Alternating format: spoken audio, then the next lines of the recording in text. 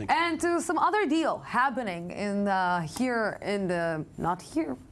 in Europe, and maybe making the Europeans worry after a bailout deal struck Monday to help save crisis-hit Greece. The hard work is still only just the beginning. Lawmakers from Greece's ruling Tsipras party and their allies are debating whether to back sweeping reforms promised to meet the terms of the deal, and the Prime Minister has less than 48 hours to pass needed measures. But what are the needed measures that we're talking about? Ayman Siksik explains. The day after Greece's last-ditch bailout deal, more information is emerging on what's being called a punishing deal for Athens. Critics say Prime Minister Alexis Tsipras threw in the towel and accepted a deal he had previously refused. So what does the Greece deal include? The immediate steps are reforming Greece's value-added tax system and its national statistics agency so that fiscal data is reliable. Also, creating an independent fiscal authority to reduce spending. Long-term reforms, though, include reforms to the pension system hit by previous bailouts, market reforms on sales of Sunday shopping, sales periods, and business ownership, and strengthening the financial sector.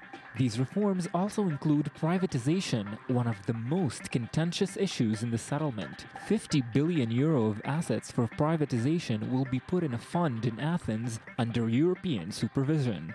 25 billion euro of that amount will go towards recapitalizing Greek banks. But Eurozone leaders are not settling for financial reforms.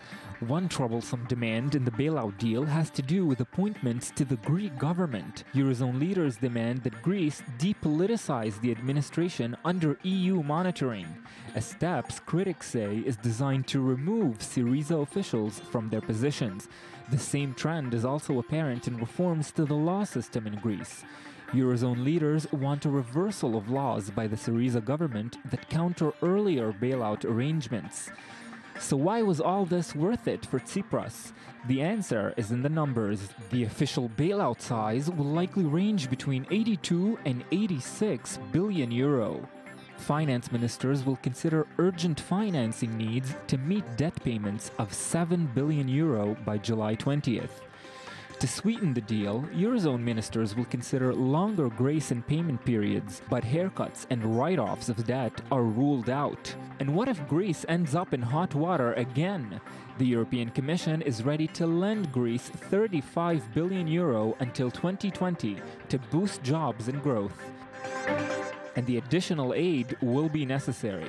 In a confidential analysis sent to Eurozone leaders late Monday, the International Monetary Fund concluded that Greece will need debt relief far beyond initial estimates. As the details of the deal, Greece's third so far, become clearer, international economists are saying that if the definition of insanity is indeed doing the same thing over and over again and expecting different results, the leaders of Europe and Greece are insane.